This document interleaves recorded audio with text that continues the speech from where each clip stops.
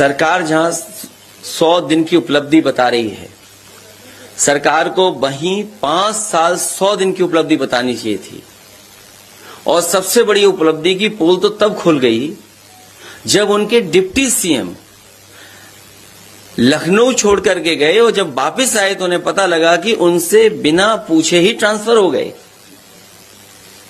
100 दिन की यही उपलब्धि है। और ये वो डिप्टी सीएम है जिन्होंने सबसे ज्यादा छापा मारे।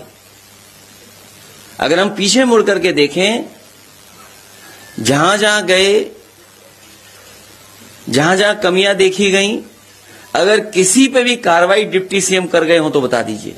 इसका मतलब यह है कि सरकार को पीछे से कोई चला रहा है। तो 5 साल और 100 दिन की उपलब्धि यही है कि सरकार को पीछे से कोई चला। सरकार जहां 100 दिन की उपलब्धि बता रही है, सरकार को वहीं 5 साल 100 दिन की उपलब्धि बतानी चाहिए थी।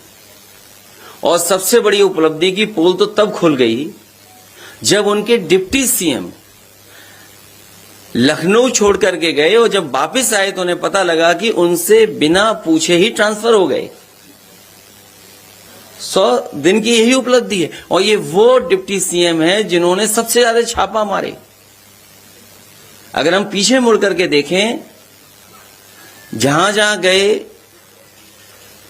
जहां जहां कमियां देखी गई, अगर किसी पे भी कार्रवाई डिप्टी सीएम कर गए हो तो बता दीजिए। इसका मतलब यह है कि सरकार को पीछे से कोई चला रहा है।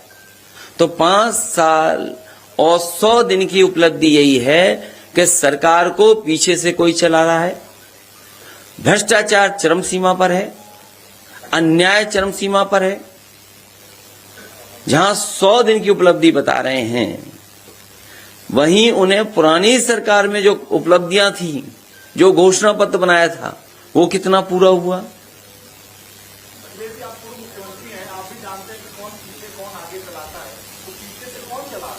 अब उनका जो पत्र आया तो ये तो वही बता पाएंगे कि किसके कहने से ट्रांसफर हुए हैं। लगता है सरकार में कुछ ऐसी ताकतें हैं जो पीछे से ऑपरेट हो रही हैं। और फिर सबसे बड़ी उपलब्धि यह है सरकार की कि यूपी दरोगा भर्ती इतने बड़े पैमाने पे जिसमें धांधली हुई हो, जहां पर स्क्रीन शेयरिंग की पता लग गई हो कि स्क्रीन शेयर कर करके नकल हुई है या पेपर सॉल्व हुआ है, न जाने कितने लोगों की गिरफ्तारी हो चुकी है। जो जेल में थे वो भी भर्ती हो गए। तो ये 100 दिन की उपलब्धि माने कि हम 5 साल 100 दिन की उपलब्धि माने।